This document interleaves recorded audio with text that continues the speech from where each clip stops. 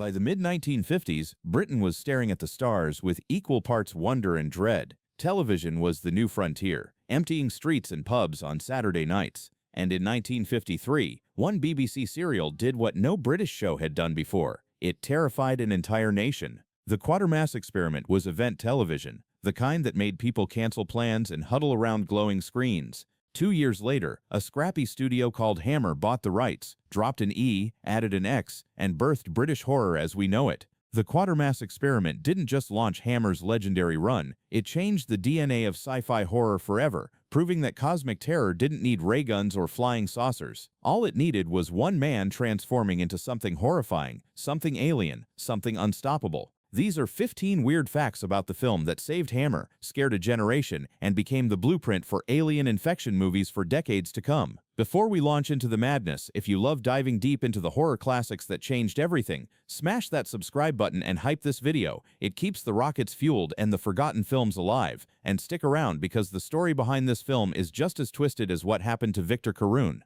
Alright, let's get into it. Number 1. It saved Hammer Films from bankruptcy. By 1955, Hammer was hanging by a thread. Their distribution deal with American producer Robert Lippert had expired. Television was killing independent cinemas, and the studio had produced just one feature that year. Women Without Men barely made a ripple. They needed a miracle, and they found it in a rocket crash. Producer Anthony Hines watched the Quatermass Experiment on television and contacted the BBC just 2 days after the final episode aired. That desperation paid off beyond anyone's wildest dreams. The Quatermass Experiment became Hammer's first genuine box office hit, pulling in audiences hungry for adult science fiction. More importantly, it caught the attention of United Artists, marking the first time a major distributor took Hammer seriously. From that point forward, Hammer could deal directly with the majors. No more middlemen, no more begging. The Quatermass Experiment didn't just save the studio, it transformed it into the house of horror that would dominate British cinema for 2 decades. Sometimes salvation comes from the most unlikely place, outer space. Number 2. The X was pure marketing genius. The original BBC serial was called The Quatermass Experiment. Plain, simple, respectable. But Hammer knew exactly what they were selling. In 1955, the British Board of Film Censors had introduced the X certificate, restricting films to audiences 16 and over. Most studios avoided it like the plague, terrified of limiting their market. Hammer embraced it. They deliberately courted controversy, added graphic elements, and then slapped that forbidden X right in the title, The Quatermass Experiment. It was cheeky, bold, and brilliant. The posters screamed it. The advertising leaned into it. Teenagers lined up around the block just to see what adults-only horror looked like. That single letter turned a respectable BBC adaptation into forbidden fruit. It was the first time a British studio weaponized the rating system for profit, and it worked spectacularly. By the time the film went on general release paired with the French thriller Refusal, it became the most successful double bill in the UK that year. One letter, one decision, and Hammer discovered the power of marketing danger. The experiment wasn't just a film, it was a dare. Number 3. The writer hated his leading man. Nigel Kneale created Professor Bernard Quatermass as a sensitive, intellectual pioneer of science. He named him Bernard after astronomer Bernard Lovell, the creator of Jodrell Bank, the ultimate questing mind. So when Hammer cast Brian Donlevy, a middle-aged, hard-drinking American action star, Kneale was horrified. Donlevy was past his prime, brought in by producer Lippert to make the film marketable in America. Kneale didn't hold back his disgust. He said Donlevy was then really on the skids and didn't care what he was doing. He took very little interest in the making of the films or in playing the part. It was a case of take the money and run. Or in the case of Mr. Donlevy, waddle. That last word, waddle, became legendary, a career insult for the ages. Director Val Guest tried to smooth things over, saying Donlevy was all right, no problem at all once you kept him sober. But Kneale never forgave the casting. To him, Donlevy played Quatermass like a mechanic with a closed mind, not the visionary scientist he'd imagined. Ironically, Donlevy's brusque, no-nonsense performance became iconic in its own right. Sometimes the wrong actor can still be perfect.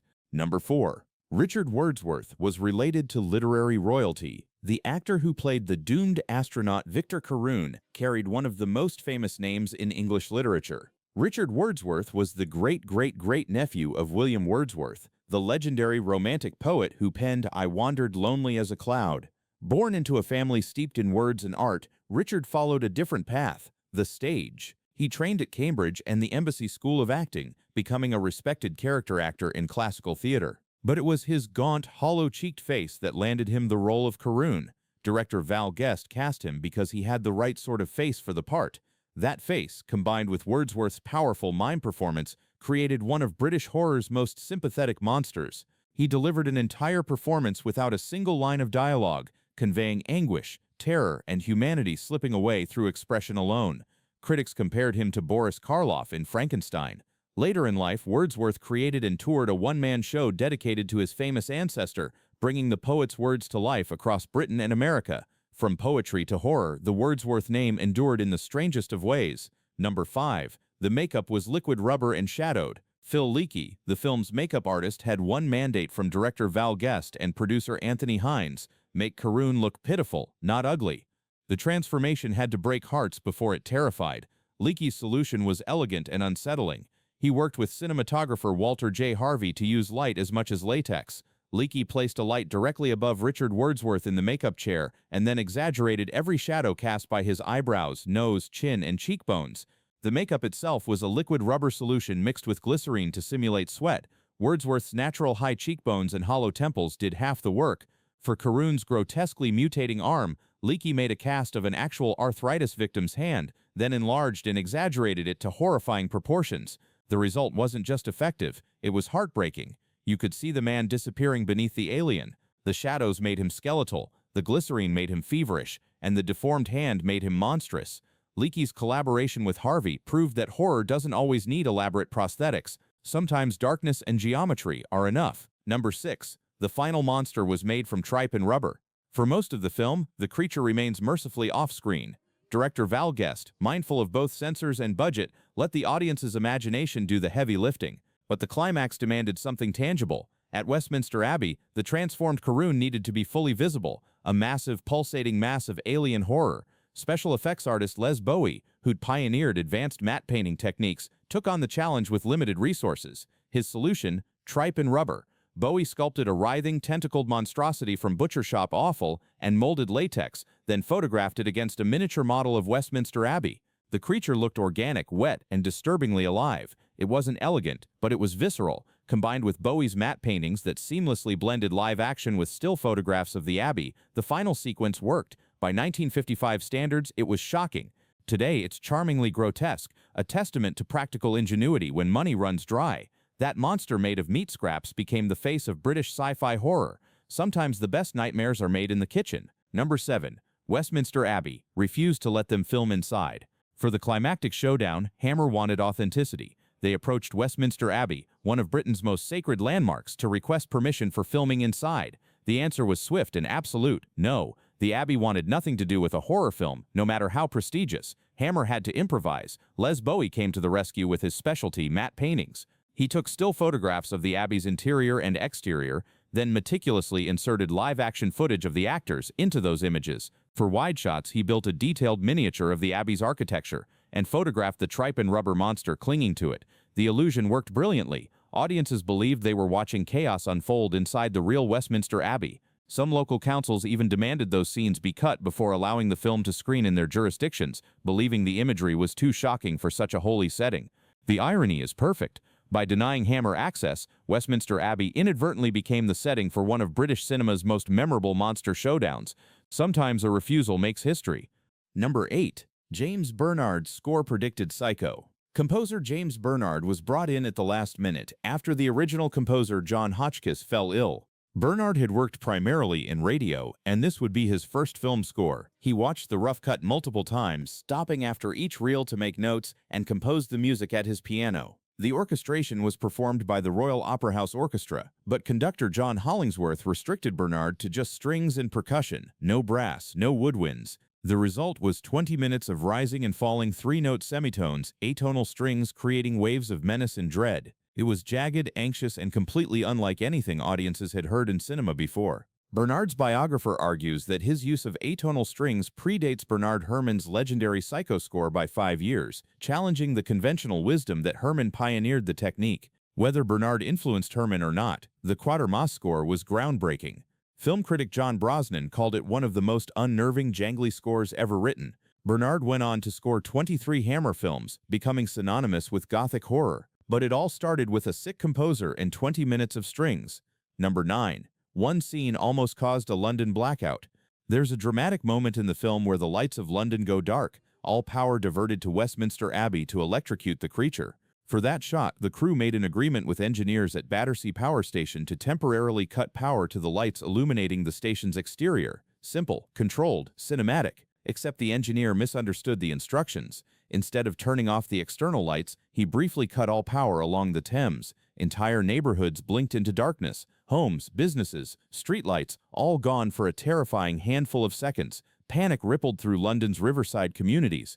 People thought it was a blackout, maybe even an attack. Meanwhile, the Hammer crew got their shot, blissfully unaware of the chaos they'd unleashed. By the time anyone realized what happened, the power was back on, and the damage was done. The shot made it into the final film, and London got a brief, unintended taste of apocalyptic dread. It was pure accident, but it perfectly captured the film's theme: science tampering with forces it can't control. Sometimes real life is scarier than the script. Number 10. The TV serial was so popular it emptied the streets. Before the film, there was the serial. Nigel Neal's The Quatermass Experiment aired on BBC television in the summer of 1953, broadcast live from Alexandra Palace Studios. 6 episodes, 6 Saturday nights, and Britain stopped. Film historian Robert Simpson later described it as event television, emptying the streets and pubs. Families canceled plans. Neighbors gathered around the lucky few who owned television sets. Even pubs, usually packed on Saturday nights, went quiet at airtime. Everyone wanted to know what happened to Victor Carroon. The BBC had never seen anything like it. This wasn't children's sci-fi. It was adult horror, broadcast live with no retakes, no safety net. Only 2 episodes survived today. The other 4 were never recorded, lost forever to the live broadcast format. But the cultural impact was seismic. It proved that British television could be ambitious, terrifying, and genuinely groundbreaking. Hammer saw that hunger and fed it. The Quatermass Experiment inherited an audience already primed for terror. They knew the story. They just wanted to see what cinema could do with it. Number 11. Hammer recycled footage to save money. During filming at various London locations, the crew needed shots of the police searching for the mutating Carroon through the city streets. To save time and money, director Val Guest used footage lifted from the 1950 thriller 7 Days to Noon, which featured soldiers searching London. No one would notice, they figured. Audiences didn't. Critics didn't. But eagle-eyed film historians eventually spotted the reused footage decades later, footage of a different film tucked seamlessly into Quatermass. It was classic B-movie efficiency. Why shoot new scenes when perfectly good ones already exist? Hammer was operating on fumes financially, so every shortcut mattered. That recycled footage helped the film come in under budget and on schedule, allowing guests to focus resources on the scenes that truly mattered. Wordsworth's performance, the creature effects, the Abbey finale. It's a reminder that filmmaking in the 1950s was as much about survival as artistry. Every frame had to count, and if you could borrow a frame from elsewhere, even better. Number 12. Margia Dean's voice was dubbed. American actress Margia Dean was cast as Judith Carroon, Victor's desperate wife. But her casting had nothing to do with talent. She was allegedly dating 20th Century Fox president Spyro Skouras, who wanted her in films, just not American films where the Hollywood gossip mill could chew him apart. So he arranged for her to appear in British productions through his friend producer Robert Lippert. Executive producer Michael Carreras later confirmed Skouras had a girlfriend who was an actress, and he wanted her in pictures, but he didn't want her in pictures in America because of the tittle-tattle or whatever, so he set it up through his friend Bob Lippert. Director Val Guest was diplomatic. She was a sweet girl, but she couldn't act. The bigger problem? Her thick American accent was jarringly out of place in a film set entirely in England with a mostly British cast. The solution? Hammer dubbed all her lines in post-production with a British actress. Dean showed up, hit her marks, and someone else spoke her words. It was Hollywood nepotism meets British pragmatism. She got the credit. Someone else got the screen time. And no one in the audience ever knew. Number 13. It launched the entire British horror boom. Before the Quatermass Experiment, British horror was genteel, gothic, literary. After it, everything changed. The film's box office success proved that audiences craved morbid, visceral thrills, not just ghost stories and period melodramas. Hammer took note. Within 2 years, they released The Curse of Frankenstein, drenched in Technicolor blood and gothic atmosphere. Then came Dracula, then a decade-long reign as Britain's premier horror factory. But it all started with Quatermass. The film showed that British audiences, especially young adults, were hungry for genre fare that didn't talk down to them. American studios noticed too. Suddenly, British horror was exportable, profitable, bankable. Without the Quatermass Experiment, there's no Hammer horror renaissance, no Christopher Lee as Dracula, no Peter Cushing as Frankenstein. The entire British horror boom of the late 1950s and 1960s traces back to one rocket crash, one mutating astronaut, and one gamble on adult sci-fi. It didn't just change Hammer, It rewrote the map of British cinema. Number 14. The creature was supposed to talk. In Nigel Kneale's original television script, the finale was radically different. The alien creature absorbs not just the bodies but the memories and personalities of all three astronauts. At Westminster Abbey, Quatermass makes a heartbreaking personal appeal, pleading with the last vestiges of humanity trapped inside the monster to make it commit suicide before it spawns. It's cerebral, emotional, devastating. The film ditched all of that. Director Val Guest thought it was filmically a better end to the story to simply electrocute the creature to death. Part of the reason was practical. Brian Donlevy's gruff, impatient Quatermass didn't lend itself to tender emotional speeches. Guest felt it would ring false. So instead, Quatermass arranges for BBC electrical cables filming at the Abbey to be attached to the scaffolding, diverts all of London's power, and burns the creature alive. It's brutal, efficient, and very American. Kneale hated the change. He felt it stripped away the story's tragic heart, reducing it to a simple monster hunt. But Guest's instincts were correct for cinema. The electrocution was visceral, spectacular, and satisfying. Sometimes less humanity makes better horror. Number 15. Quatermass walked away and started again. The film's final line is chilling in its simplicity. After destroying the creature, Quatermass ignores everyone clamoring for answers, reporters shouting questions, officials demanding explanations. His assistant Marsh finally catches up and asks, "What are you going to do?" Quatermass doesn't hesitate. "I'm going to start again." He walks off into the darkness alone. No guilt, no reflection, no pause. And the very last shot? A second rocket roaring into space. It's the perfect ending for a man who values progress over people, science over safety. Donlevy's cold delivery makes it even more unsettling. Quatermass doesn't care about the 9 lives lost, the chaos unleashed, or the city nearly destroyed. He's already thinking about the next experiment, the next launch, the next frontier. Some critics saw it as morally bankrupt. Others saw it as tragically human, the refusal to let failure stop ambition.